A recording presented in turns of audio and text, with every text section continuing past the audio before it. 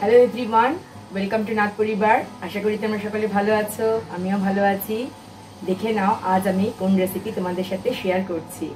পাকা আম ফুরিয়ে যাওয়ার আগে একবার তোমরা পাকা আম আর সুজির এই রেসিপিটা বাড়িতে তৈরি করে দেখতে পারো। আশা করি তোমাদের ভালো লাগবে। আমি একটা পাকা আম আর নিয়ে নিয়েছি ছোট বাটির এক বাটি সুজি। ফার্স্টে আমটা কেটে নেব। কাটার আগে অবশ্যই আমটা ধুয়ে নিতে হবে। আর ইচ্ছে করলে তোমরা খোসা ছাড়িয়ে আমের পাল্প হাত দিয়েও বের করে নিতে পারো। আমি কেটে নিচ্ছি ছোট ছোট টুকরোগুলো। আমি নিয়ে নেব মিক্সার গ্রাইন্ডার জারে, মিক্সিতে একটু ঘুরিয়ে নেব। যেহেতু হিমসাগর আম, তো আমি আঁশ নেই। যদি তোমরা এমন আম দিয়ে তৈরি করো যার মধ্যে আঁশ রয়েছে, তাহলে পাল্প তৈরি করার পরে একটু ছেঁকে নিতে হবে। দেখতেই পাচ্ছ আমের পাল্প তৈরি করা হয়ে গেছে। নেক্সট দেখো, একটা বাটির মধ্যে আমি নিয়ে নিচ্ছি ছোট বাটির এক বাটি সুজি। এবার দিয়ে দিচ্ছি 1 টেবিল স্পুন চিনি। যেহেতু আমটা খুব মিষ্টি তাই অল্প চিনি দিলাম, তোমরা আমের টক বুঝে মিষ্টিটা দেবে। আর দিয়ে দিলাম 1 টেবিল স্পুন ময়দা। এবার খুব ভালোভাবে শুকনো অবস্থায় সব কিছু চামচ দিয়ে আমি একটু মিক্সড আপ করে নিচ্ছি। ভালোভাবে মিক্সড আপ করে নেবার পরে আমি এর মধ্যে দিয়ে দেব আমের পাল্প। এবার আমের পাল্প দিয়ে সবকিছু খুব ভালো করে মিশিয়ে নেব। সবকিছু ভালো করে মিশিয়ে নেওয়ার পরে এবার আমি এর মধ্যে অ্যাড করে দিচ্ছি নারকেল কোড়া। তবে নারকেল কোড়া দেওয়াটা সম্পূর্ণ অপশনাল, ইচ্ছে করলে তোমরা দিতে পারো, নাও দিতে পারো। তবে আমার মনে হয় যদি দাও তাহলে খেতে বেশি ভালো লাগবে।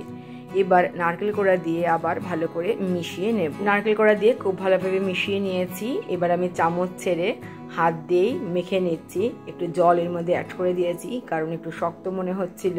জল দিয়েও খুব ভালোভাবে মেখে নেওয়ার পর আমি রেখে দেব 5 থেকে 10 মিনিট, যাতে সুজিটা খুব ভালোভাবে ফুলে ওঠে। নেক্সট আমি গ্যাসের ফ্লেমে বসিয়ে দিয়েছি কড়াই, আর এতে দিয়ে দিচ্ছি রিফাইন্ড অয়েল। আর যেহেতু এটা ডিপ ফ্রাই হবে তাই তেল খানিকটা বেশিই দিতে হবে। এখন দেখো মিশ্রণের মধ্যে আমি দিয়ে দিচ্ছি খুব সামান্য বেকিং পাউডার, তাহলে বড়াগুলো কী হবে বলো তো, খুব ফ্লাপি হবে। এবার ভালো করে বেকিং পাউডার দিয়ে আমি মেখে নিচ্ছি। দেখতেই পাচ্ছ খুব ভালোভাবে মাখা হয়ে গেছে। আরেকটা কথা এখানে তোমাদেরকে বলে রাখি, সেটা হলো যে বেকিং পাউডারটা কিন্তু সবসময় লাস্টেই অ্যাড করবে, তা না হলে এর অ্যাক্টিভ ভাবটা কমে যাবে।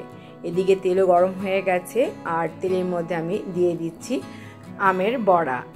মনে রাখবে যে একসাথে কিন্তু বেশি আমের বড়া ছেড়ে দেবে না কড়াইতে, তাহলে কিন্তু ভালো হবে না, জিনিসগুলো ফোলার মতো জায়গা পাবে না। তো অল্প অল্প করে ভেজে নিতে হবে। একদিক ভালোভাবে কুকড হয়ে যাওয়ার পরে তারপরে উল্টোতে হবে, তা না হলে কিন্তু বড়াগুলো সমস্ত কড়াইয়ের গায়ে আটকে যাবে। আর গ্যাসের ফ্লেম কিন্তু এই সময় রাখবে মিডিয়াম টু লোতে। হাই ফ্লেমে ভাজলে কিন্তু ওপরটা পুড়ে যাবে, ভেতরটা কাঁচা থেকে যাবে। উল্টে পাল্টে বড়াগুলো খুব ভালোভাবে আমি ভেজে নিয়েছি। দেখতেই পাচ্ছ কত সুন্দর কালার হয়েছে। এবার এগুলো তুলে আমি রেখে দিচ্ছি একটা থালার ওপরে। ঠিক একইভাবে বাকি বড়াগুলো আমি ভেজে নিচ্ছি।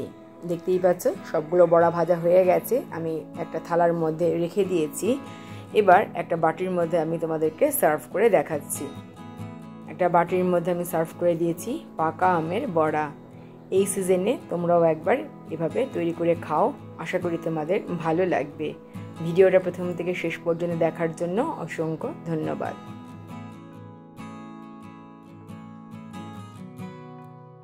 আশা করি আজকের ভিডিওটা সকলেরই ভালো লেগেছে। তাহলে আজ এই পর্যন্তই, দেখা হবে আবার নেক্সট ভিডিওতে। ততক্ষণ পর্যন্ত তোমরা সকলে ভালো থেকো। টাটা।